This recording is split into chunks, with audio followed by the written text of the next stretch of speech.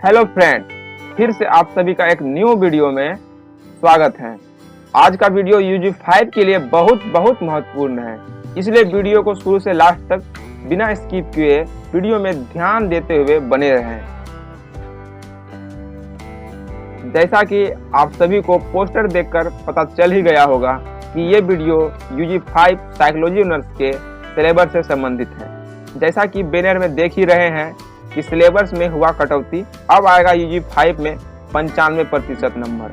हाँ फ्रेंड्स, ये 100% सही है कि समय कम रहने की वजह से SKMU द्वारा सिलेबस को कम किया गया है ताकि UG5 UG6 2024 तक में समाप्त हो जाए। यूनिवर्सिटी द्वारा सिलेबस को कम इसलिए किया गया है क्योंकि कम सिलेबस रहेगा तो कम क्लास में ही सिलेबस को कंप्लीट करा दिया जाएगा और कम समय में ही एग्ज़ाम लेकर इस सेशन को समाप्त कर दिया जाएगा। इसलिए फ्रेंड्स, सिलेबस को कम किया गया है। ये जो सिलेबस कम हुआ है 15 मार्च 2024 को हुआ है। आपको अधिक जानकारी के लिए यूनिवर्सिटी के वेबसाइट में जाकर देख सकते हैं। आज का वीडियो UG5 साइकोलॉजी ऑनर्स का कोर 11, कोर 12 और DSE1 और DSE2 का वीडियो है। चलिए फ्रेंड्स, बिना समय लॉस किए हुए वीडियो को स्टार्ट करते हैं।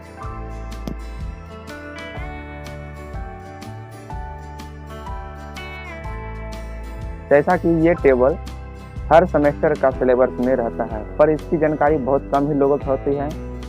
इसकी जानकारी थोड़ा बहुत देते हुए आगे बढ़ते हैं। जैसे कि ऊपर दिया हुआ पेपर और उसके साइड में दिया है टोटल मार्क्स, जिसमें पास मार्क्स और फुल मार्क्स भी दिया हुआ है। जिसमें कोर 11 में फुल मार्क्स है 75 नंबर, जिसमें से 60 नंबर एक्सटर्नल एग्जाम में आती है और 15 नंबर इंटरनल एग्जाम में आती है। अब टोटल इसमें 40% में पास मार्क्स है। इसी तरह कोर 12 में भी 75 है, कोर 11, 12 में प्रैक्टिकल मिला के दोनों से 50 है और कोर DSE1 में है 75 नंबर और DS2 में है 75 नंबर। अब प्रैक्टिकल उसी प्रकार दोनों मिला के फिर 50 नंबर है। यानी आपका ये जो है सेमेस्टर 5, इसमें 4 पेपर है यानी 400 नंबर का, जिसमें आपको पास मार्क्स प्रत्येक सब्जेक्ट में 40% लाना अनिवार्य है। चलिए फ्रेंड्स, आगे बढ़ते हैं। जैसा कि ऊपर आप सभी देख सकते हैं, syllabus of psychology BA honours semester 5। आप लोग का सेमेस्टर 5 में 4 पेपर है, जिसमें से 2 कोर पेपर है और 2 DSE पेपर है। कोर 11 में है ऑर्गेनाइजेशन साइकोलॉजी और कोर 12 में है एबनॉर्मल साइकोलॉजी और इसी प्रकार DSE1 में है एजुकेशनल साइकोलॉजी 2 और DSE2 में है इमोशनल इंटेलिजेंस। कोर 11 में है ऑर्गेनाइजेशन साइकोलॉजी। उसके बाद है इसमें भी टाइम 3 घंटा का रहेगा और फुल मार्क 60 नंबर रहेगा। इसका जो इंग्लिश में लिखा हुआ है, इसका मतलब है आपका पूरा पेपर में 4 क्वेश्चन रहेगा, जिसमें 1 नंबर जो ऑब्जेक्टिव क्वेश्चन रहेगा उसमें उसको बनाना अनिवार्य रहेगा। बाद बाकी आपको 7 टॉपिक में 7 क्वेश्चन में 3 क्वेश्चन का जवाब देना है। आगे है कोर 11 का यूनिट 1 में है introduction and issue in organisational psychology, जिसमें A नंबर में है brief history of organisational psychology. उसके बाद B नंबर में है, B नंबर जो है ये टॉपिक कटा हुआ है, यानी ये टॉपिक कम कर दिया गया है, हटा दिया गया है। उसके बाद C नंबर को रखा गया है current status of organisation psychology, यानी आप लोग का यूनिट 1 में A नंबर है और C नंबर है, D नंबर और E नंबर नहीं है। ये दोनों को माइनस कर दिया गया है। ध्यान से सुनिए आप लोग, यूनिट 1 में A नंबर और C number brief history of organisation psychology और C नंबर में current status of organisation psychology, ये दोनों टॉपिक को रखा गया है, बाद बाकी को हटा दिया गया है। उसी तरह यूनिट 2 में है प्रकार कोर 11 का यूनिट 2 में है introduction of work related attitudes and work motivation, जिसमें A नंबर में है जॉब सर्टिफिकेशन, जॉब इन्वॉल्वमेंट। उसके बाद है सी नंबर में है ऑर्गेनाइजेशन, कमिटमेंट। उसके बाद डी नंबर नहीं है आपका, यूनिट 2 में डी नंबर कटा हुआ है। उसके बाद फिर ई नंबर में जो है साइकोलॉजिकल कंटेंट्स जो है ये टॉपिक है, यानी आपका यूनिट 2 में ए नंबर टॉपिक को रखा गया है, बी नंबर टॉपिक को रखा गया है, सी नंबर टॉपिक को रखा गया है, डी नंबर को माइनस किया गया है। ध्यान से सुनिएगा, डी नंबर को माइनस किया गया है, ई नंबर को रखा गया है और एफ नंबर को माइनस किया गया है। यानी यूनिट 2 में आपका 4 टॉपिक है, 4 चैप्टर है।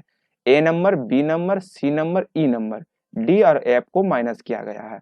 उसी तरह आगे देखते हैं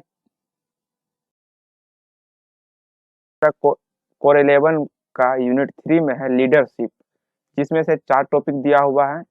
पहला में है ए नंबर में कंटेम्प्रेरी पर्सपेक्टिव ऑन लीडरशिप।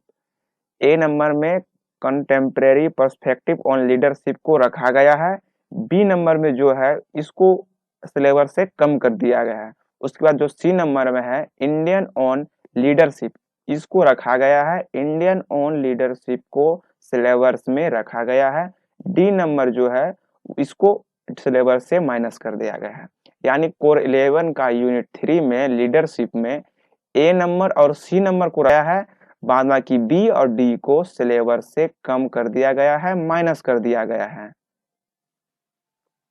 उसके बाद यूनिट 4 में है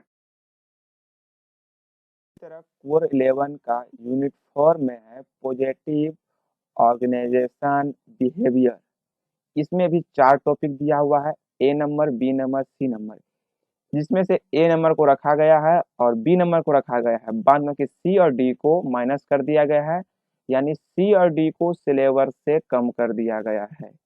ए नंबर को रखा गया है, बी नंबर को रखा गया है इमोशन इंटेलिजेंस, यानी ए और बी को रखा गया है, सी और डी को सिलेबस से काट दिया गया है, माइनस कर दिया गया है, हटा दिया गया है।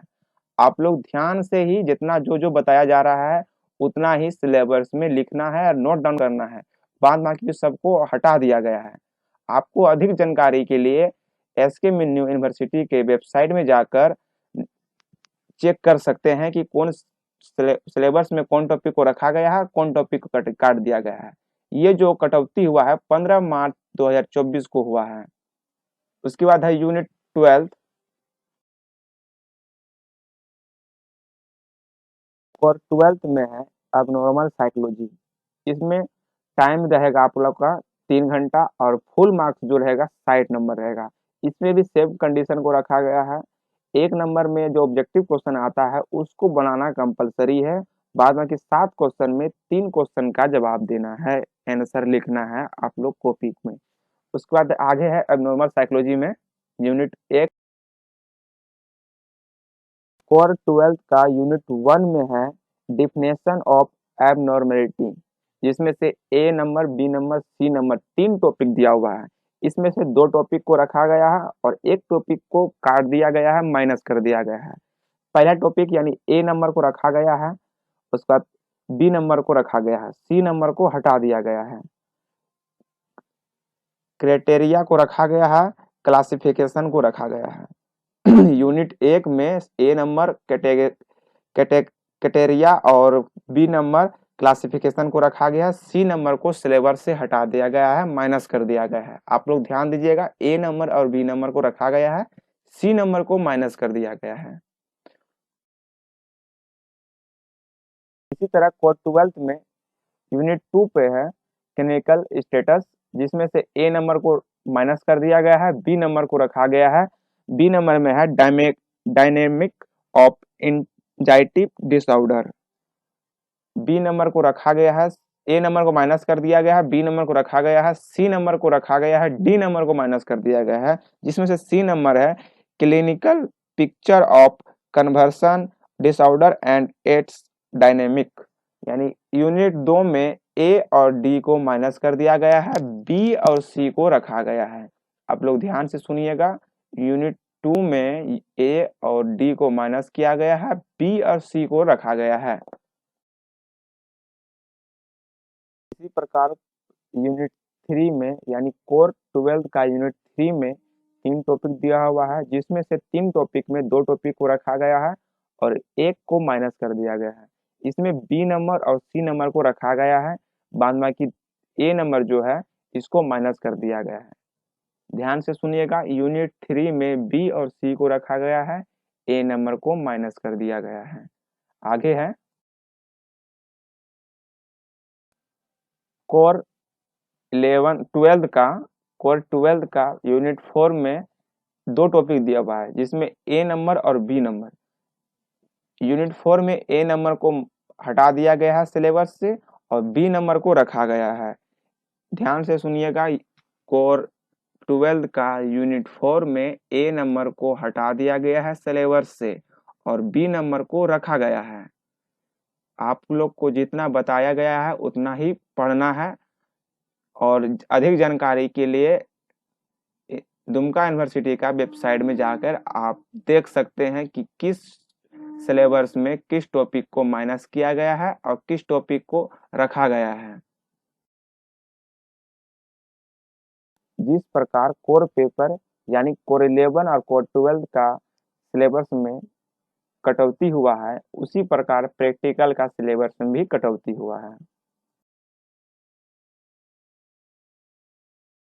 प्रकार प्रैक्टिकल 1 यानी 11 और 12 मिलाकर आप लोग का प्रैक्टिकल 1 है। इसमें भी 4 टॉपिक दिया हुआ है, जिसमें 2 टॉपिक को रखा गया है, 2 टॉपिक को सिलेबस से हटा दिया गया है, जिसमें से 1 नंबर और 2 नंबर को रखा गया है, 3 और 4 को सिलेबस से हटा दिया गया है, काट दिया गया है। आप लोग ध्यान से सुनिएगा, 1 और 2 को रखा गया है, 3 और 4 को काट दिया गया है।